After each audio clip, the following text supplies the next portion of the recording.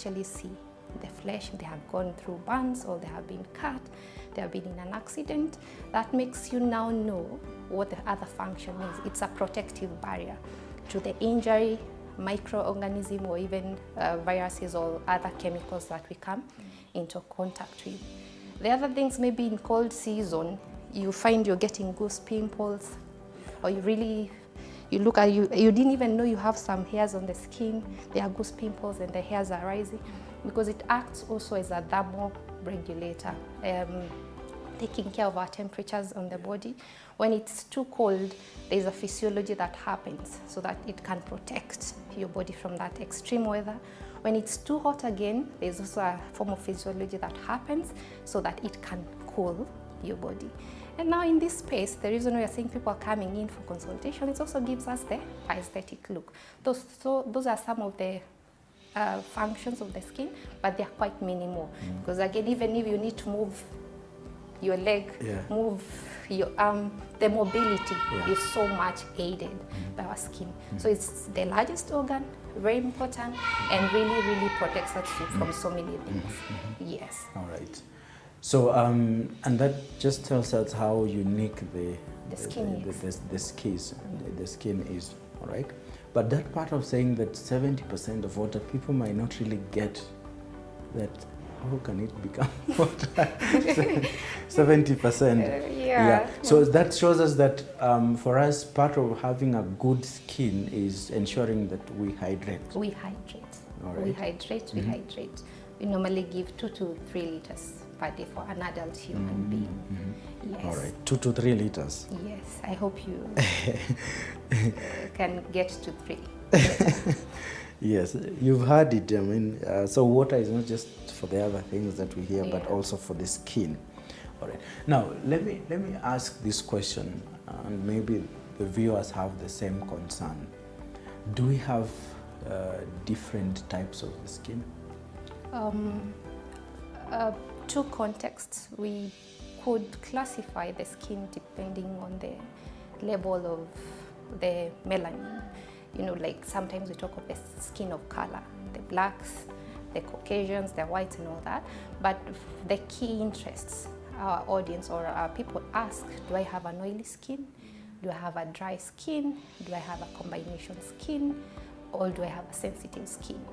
So all these variants and how they can be able to assess also guides us in terms of how they take care of your skin. For a person who has an oily skin, their routine in terms of taking care of skin is different from someone who has a dry skin. So that is where now the knowledge comes in. But how basically can just the client or our audience know which type of skin do I have? Okay. Let's say if you, this is something you can do at home.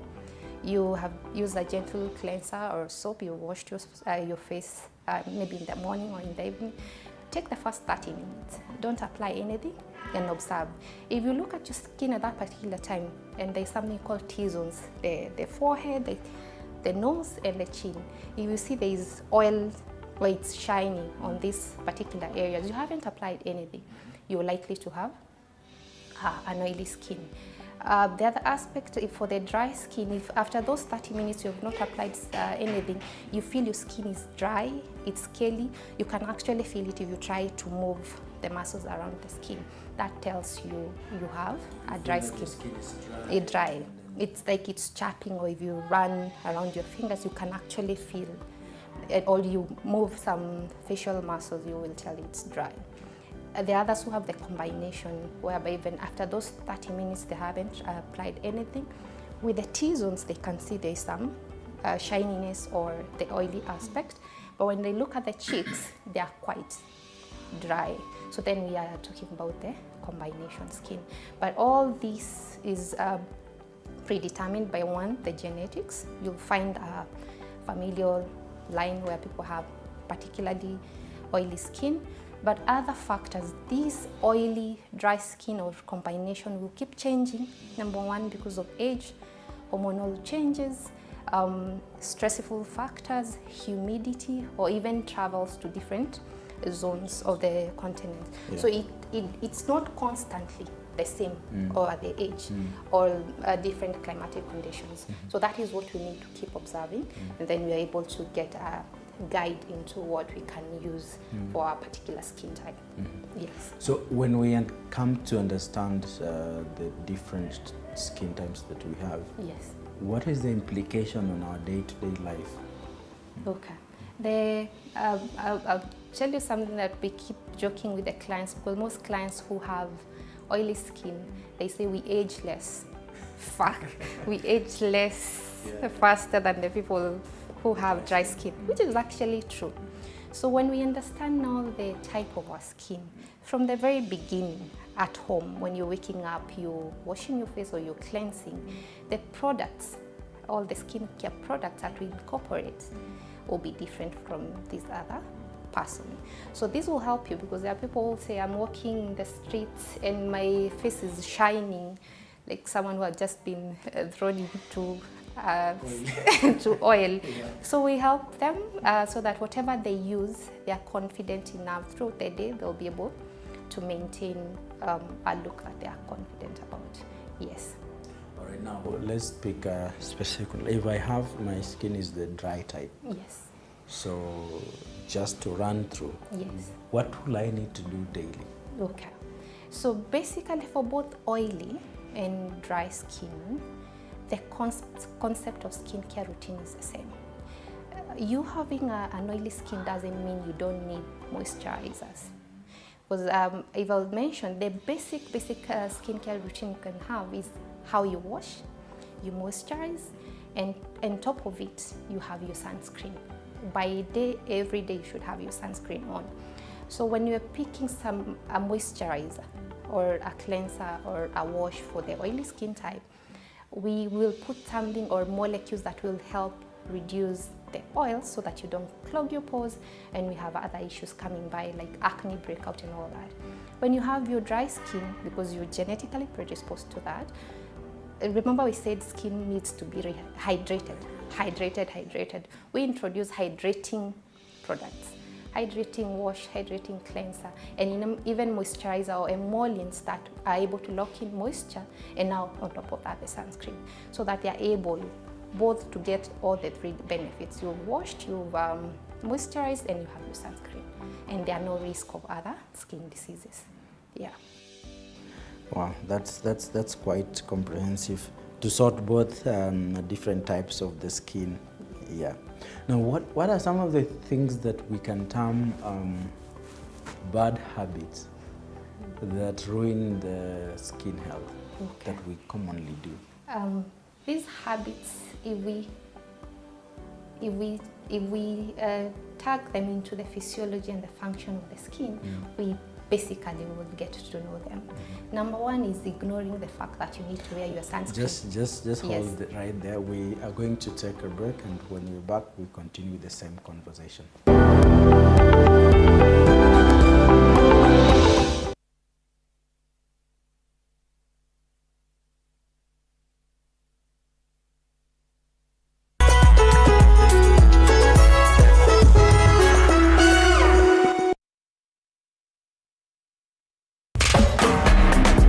Radio 47 tuko nawe mchana kutwa na usiku kucha.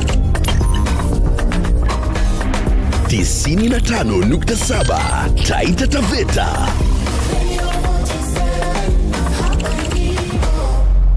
Tunavuma na bado. Let's live it up and party and have cracking good fun. When it comes to edutainment, DSTV's number one. Is everybody ready to go, go, go? We've got the zaniest characters to transport you away. The party is cracking, so why not come play? You're gonna love it. We've got so many channels and a ton of new shows, like Disney and Nickelodeon, where anything goes. So live it up with DSTV. We bring the fun. You know we're number one. Mind and Beyond Counseling Center presents a 2-day boot camp that will be held on 18th and 19th of August this year at the Mwai Kibaki Convention Center located at Mount Kenya University in Thika. We invite young adults and teenagers to this boot camp to learn on matters self-awareness and self-identity, values and attitudes for life, intra and interpersonal relationships for a healthy life and well-being, psychosocial issues like drug and substance abuse, social media, as well as study techniques and time management. Come, identify your purpose, your dream, and your future. Registration is ongoing at 2,500 Kenyan shillings only, catering for breakfast, lunch, and team building activities. For more information, contact us on 0705 270 521 or visit www.mindandbeyond.co.ke.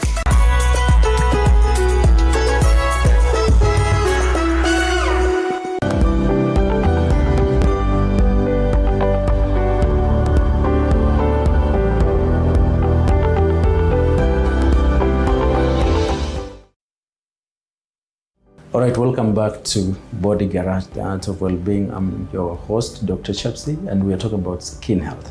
And right now we continue, Dr. was talking to us about the bad habits, Yes. the kind of things that we do daily that ruin the health and well-being of our skin. Okay. Yes.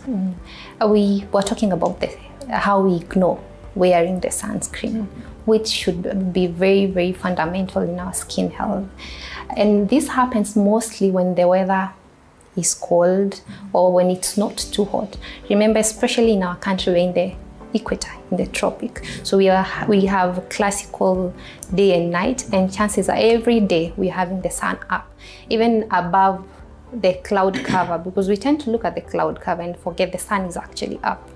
So what happens, we step out, we don't have our sunscreen, and around 1 p.m., I've observed that because we get clients with really, really bad frostburns and sunburns.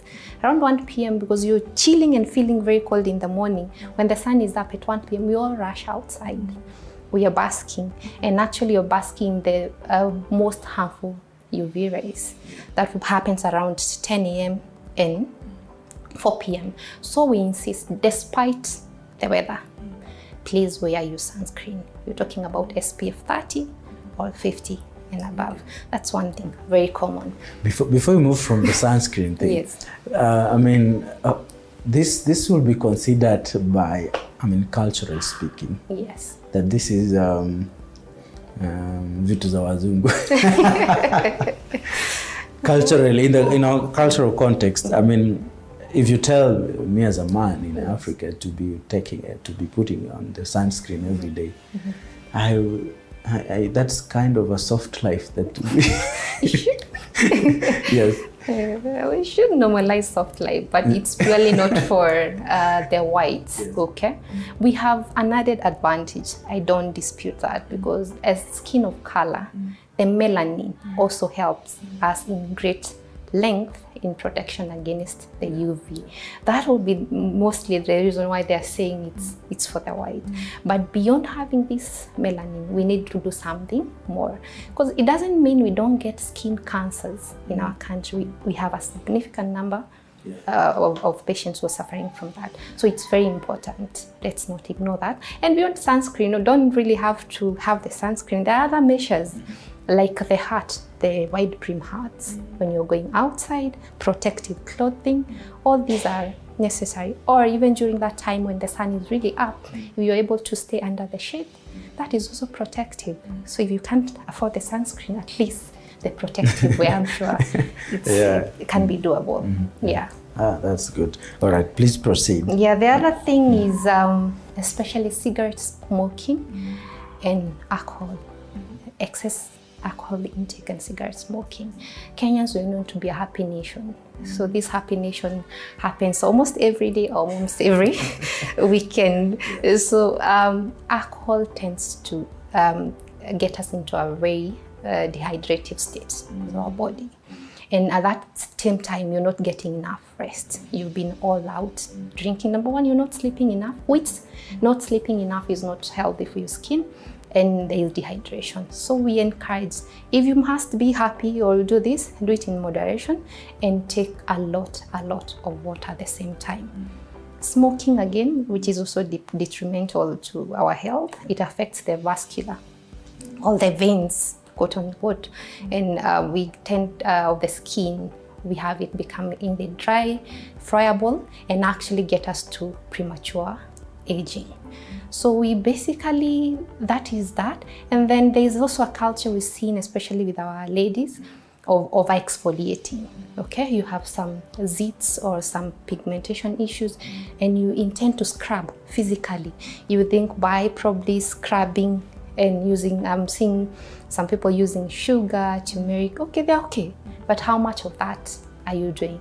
Because if you're doing too much, you're breaking the barrier for the skin, and we end up now with issues that we are tackling, hyperpigmentation, injuries, which are all not okay for the skin. So those are some of the factors that we can consider to be bad habits.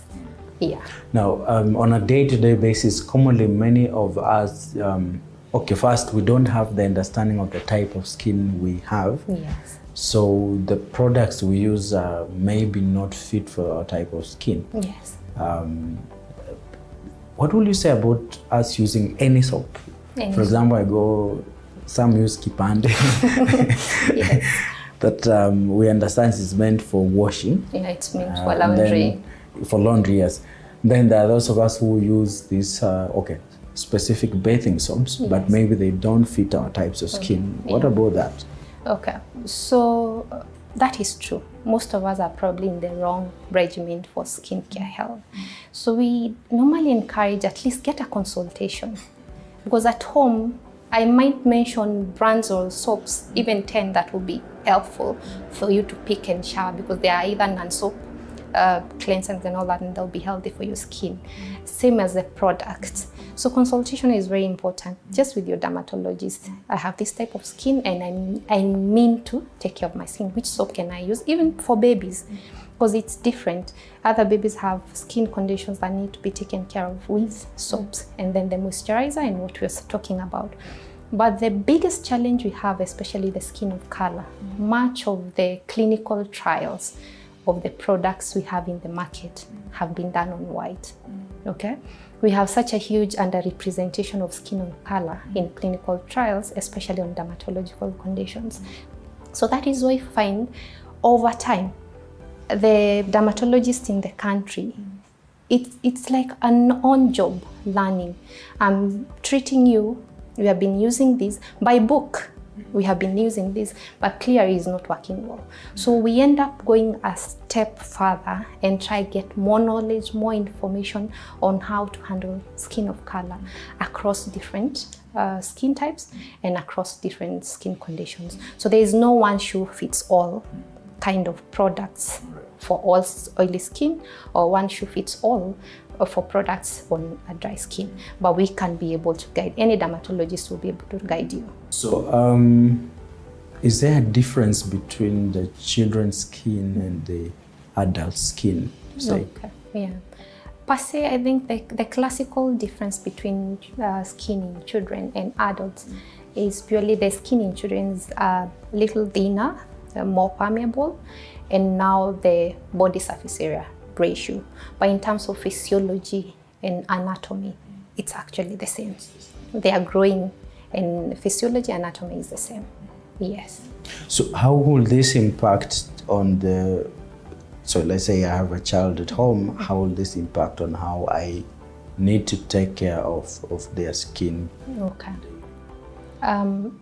During discharge, or when we're discharging these babies after they've been born from hospital, there's some recommendation we make so that the soaps, the moisturizers, and the clothing or the fabrics that they're putting on do not have any detrimental effect on the young and fragile skin of the baby. So there's a lot of health education that comes into being when we are discharging the mother home.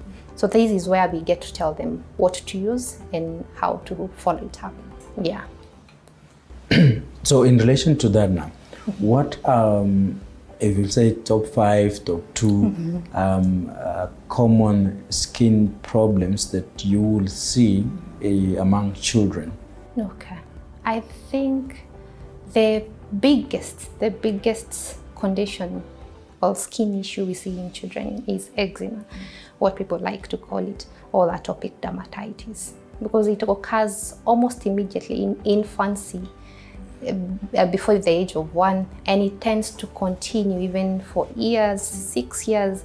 There's some even to 14, and there are others, a couple of them, who will transition with eczema to adult age. So I'd say this is the commonest that we see. And there's also an aspect of something called napkin dermatitis, especially when they're taking care of this child. They're either on napkin, the fabric ones, or they're on diapers. Those are the 2 commonest we tend to see in children. Yeah. Now let's talk about the eczema, Yes. the atopic dermatitis. So many times parents will have the question of what is causing this. Is it the food? Is it allergy to proteins, milk, or what? A lot of questions. Yeah. So when the approach for atopic dermatitis or eczema, especially when it appears in infancy and these very young children, we tend to start with health education, because the mother needs to be informed what exactly is happening. So what causes eczema? Eczema has both genetic predisposition and some modifiable environmental factors, but we find that we are not yet there to modify the genetic aspect of the disease. So they need to understand they might, or they actually will deal with this condition for an unknown period of time. Some will outgrow by the time they're age of 6, but others it might persist at this particular level. But which are the modifiable environmental factors that they can just do something about it and make sure the severity of this condition does not take a toll on them. So say we are able to advise them on the soaps they are going to use, the wash, how do they clean the fabrics of this child, which oils or moisturizers do they use, and how actually, even when they're starting to wean, introduce feeds, how can they introduce that? Because again, we want to discourage the elimination, especially when they start to wean, because that is when they start asking you, do I stop giving my baby protein? Because what happens if we eliminate fully the proteins and this baby is growing? Of course, there is other detrimental aspect in form of health. So there is a guide, a lot of education that is sent to the mother on how to take care of this baby and why it's happening. And if psychologically they are at a level where they understand what the condition is like, it's been very cordial relationship between them and ourselves, and they understand. Yeah. All right. Yeah.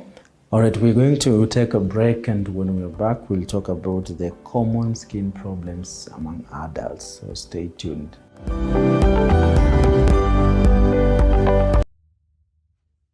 The news that matters the most is the one that hits close to home. When disasters strike, we are there to inform you. When the bullets are flying, we tell you who's shooting and why. Reporting on your victories, your health, your money, your security, your past, present, and future. We are interested in telling the stories of creativity, hard work, and resilience that you are known for. That is our job. This is my job. My name is Victor Muyakane, and it's my honor to bring you this news this way every Thursday night on the home of Untold Stories.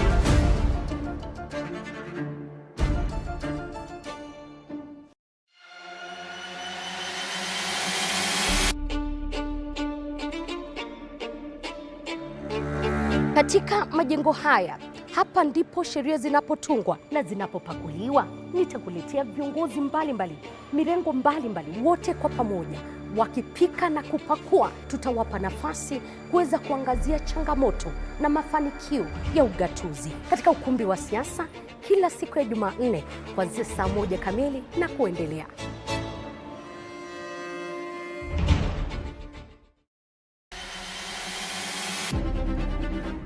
Toka eneo hili la Naivasha kwenye kaunti 032, gatuzi la Nakuru. Toka kaunti ya Elgeyo Marakwet, kaunti 028.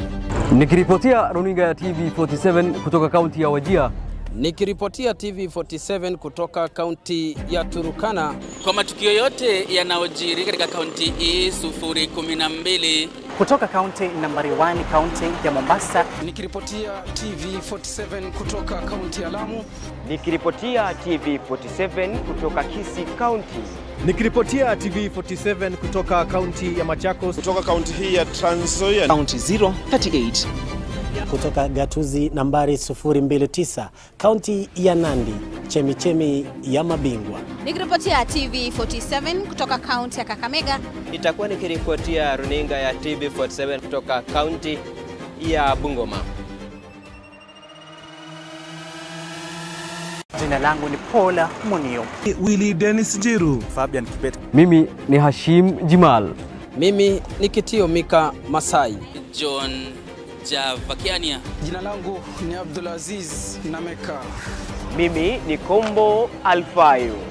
Jina langu ni Nicholas Mbai. Isaac Famba. Mimi ni Wanji Sosti. Jina langu ni Arnold Adidi. Jina langu ni Chris Bet. Jina langu ni Violet Auma. Na TV47 inapotamba, mimi Sheila Chelangat nitakuwa nikiripotia maswala yanayokuhusu wewe kila kuchao.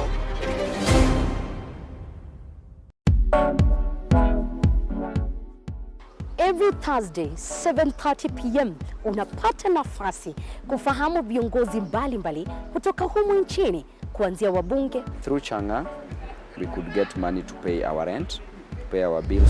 When I was growing up, water was a problem where I was born and bred. We wake up at 3 to go and look for water. Magavana must be ready to be a tough woman and not a woman to be walked over. Kwa hivyo but you respect people. Dari ya mfahamu kiongozi, story na historia, na mi Elizabeth Mutuku.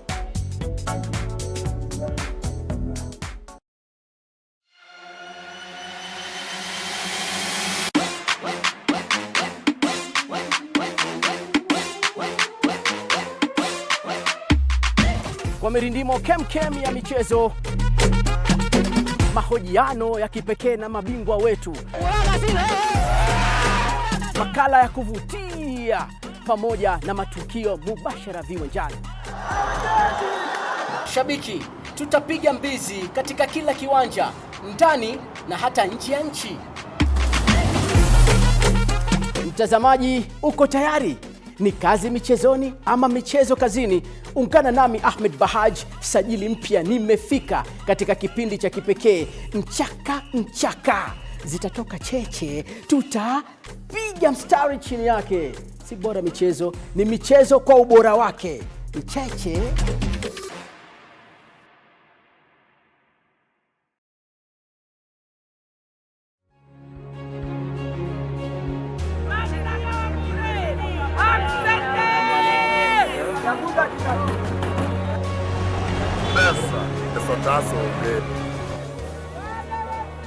They say money makes the world go round.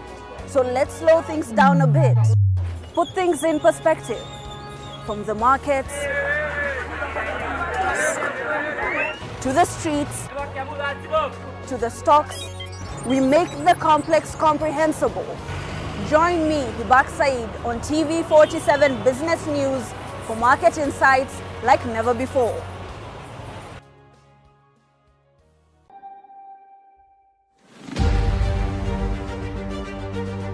What's making the headlines? What does it mean to you? How does it affect you? We answer all these questions every Sunday for half an hour on To The Point Show. Hey, I'm Grace Kuriakanja, and a lot has happened this week. Let's dive. Acne has such a huge genetic predisposition. Again, you look at the family lineage, you might not see it in their parents or immediate members of the family, but you can actually pick a pattern within the family. That is one. Majority will have that genetic predisposition. And then there's also aspect of hormonal imbalances, some medical conditions like polycystic ovarian syndrome in women. So when we're managing acne, we like to screen what exactly is happening, especially at the adult stage.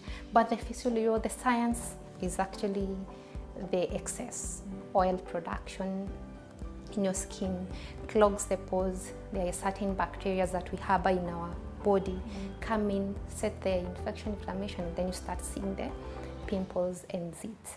That is how it occurs. But now the cause has to be established right, so that the treatment process is both a collaboration between the client or the patient and the doctor, because again it has been recently classified as one of the chronic diseases or chronic conditions. So it's not something you treat in a day and it goes. They might tend to have breakouts months later or even years later. So we need that collaboration between both parties to understand and to get a skin in good shape. Yeah. So what will somebody who has acne employ in their daily activities? Like we've talked about this skin daycare routine, but I think this one has, it's a bit a special case. It's a special case. Yeah. Well, number one, because the biggest concern is when the zits and pimples are healing, most of the time it tends to heal with scarring or something called post-inflammatory hyperpigmentation, which again, because of self-esteem, it affects this patient and the end results. So the first thing we tell the clients, anytime you're noticing the breakouts, please seek consultation or seek guidance. But in your skincare routine, we introduce them into soaps or wash or cleansers that are continually removing the excess oils from the skin. You remember we said it's because of the excess oil production and clogging of the pore. So they're on a routine that is continuously, we are not waiting for the build-up and breakout. They're continuously removing the excess oils from the skin. And then their moisturizing part of it is that they are using a non-oil moisturizer. Remember we said they still need to moisturize the skin, but this time cautiously so that they don't introduce oil-based or something called comedogenic, and we end up clogging the pores more. And then top of it, like we said earlier, there is the sunscreen, because sunscreen prevents now the post-inflammatory hyperpigmentation. If they are breaking out and the healing is occurring, if they have whatsoever minimal hyperpigmentation, it's aggravated by the UV rays. But basically, they still need a specialist insight on the products that they need to incorporate so that they are able to sell through. Yeah. I think that sheds some light on somebody who is having an issue like that. And as Victoria said, the best thing is still go to see a specialist, and so that you can have more evaluations. Now let's talk about this the skincare products. Yes. Many of us are a bit skeptical Understandably so, yeah. about skincare products and skincare routines. Yeah, but let's say somebody like me, what should be my set of skincare products? Basic, and that is what we've been preaching. You're washing your skin right with the right product. I won't mention names, but because the molecules on the products that you're washing with, we curate that towards your type of skin. Remember, we discussed the type of skin. Number two, we say the skin, it's 70% water. Needs to have hydration. Other than taking orally, we have now the moisturizers. They help us maintain that skin barrier. Number three, sunscreen. If you can do this right, you're washing right, you're moisturizing right, and you have your sunscreen right, you're good to go. Other things will come by later if you're looking to anti-aging, brightening, and all that. But those are the three basic needs for skin. Washer, moisturizer, and a sunscreen. And sunscreen. Yes. All right. Good to know. Right. Yeah. Now my shopping will be easy. Yes. Now, you mentioned this a bit as in the course of our conversation, but you said there is a rising need, a concern for lightening of the skin. Is that the same as bleaching? No. It's not the same? Yes, All right. because we have the concept of brightening, lightening, and there's bleaching. Oh, please explain to us what is the difference. I'll just try to break it down the simplest that someone can understand. Brightening is just whereby you're looking into either products or something that can help you achieve a certain glow. You're not interfering with your skin color. You're not interfering with the melanin production and all that. We just intended to get a healthier and glowing looking skin. Okay? When you're talking of lightening, let's say you had gone through the post-inflammatory hyperpigmentation, you have patches of dark spots. So we now need to bring in molecules that will help you deal with those dark spots. But then the concept of bleaching is what we're looking at, totally stopping the melanin production. You actually want to change the color from black to yes. Yes. Yes. Now, among those three you've mentioned, which one are you seeing commonly? I think it's lightening. I'll say brightening because of the increased awareness on skin health and taking care of the skin.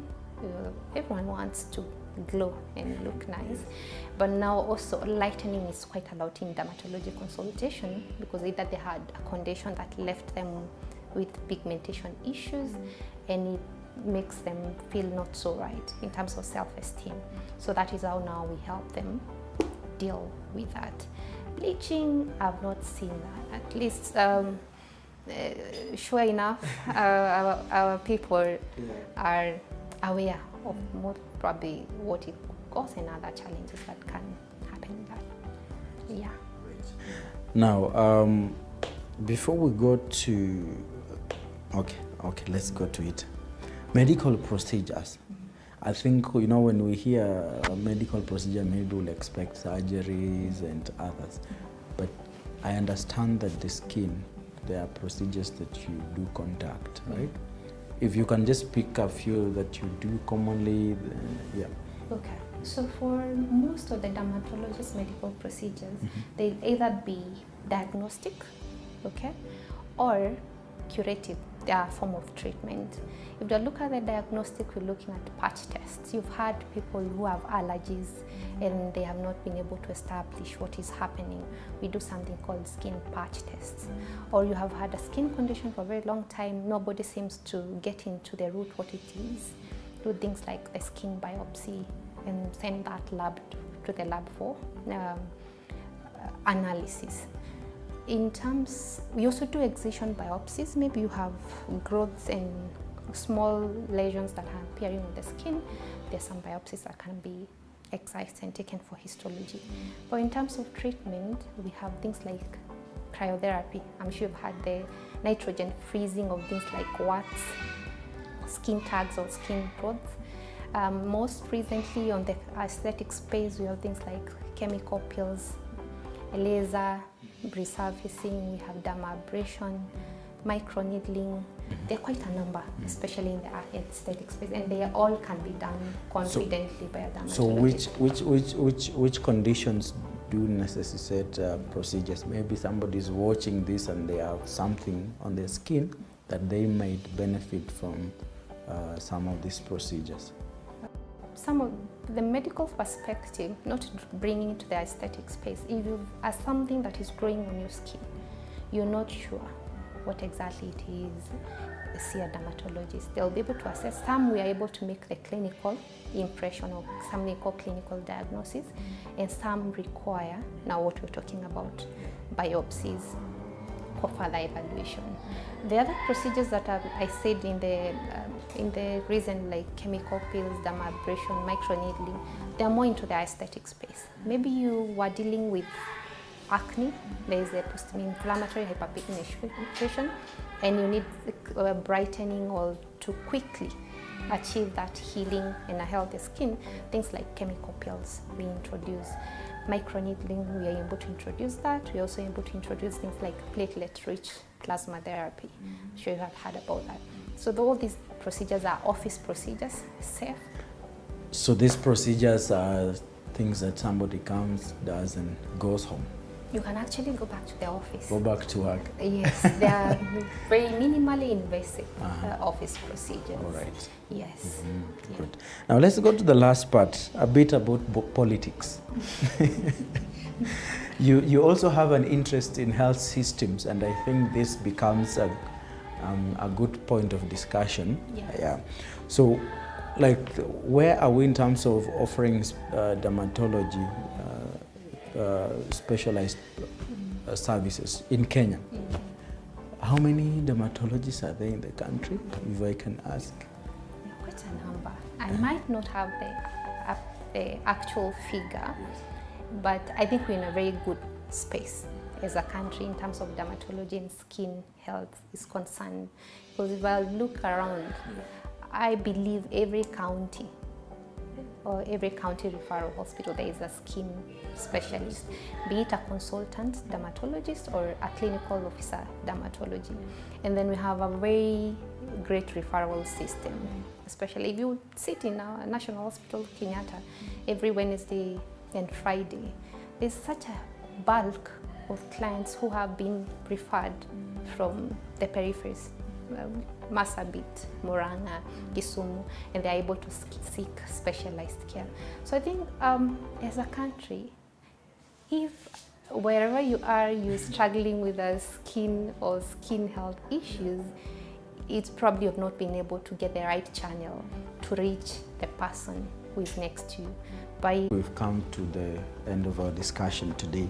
As we come to the end, I don't know if you have any parting shots to our viewers, and you can tell them where they can find you and access your services. So I'll tell them skin actually tells a language. We'll look at you and we can tell how you're feeling. Are there even a disease process going on? Are you stressed or there is another issue? But basically, let's take care of our skin. You can find us at the Family Health Plaza, the Jalada Aesthetic Clinic, on that floor, off Langata Road at the Timor Junction. You can also reach us on phone 0719 458 685. 0719 458 685. Thank you so much. Thank you so much, Winnie, for your time. We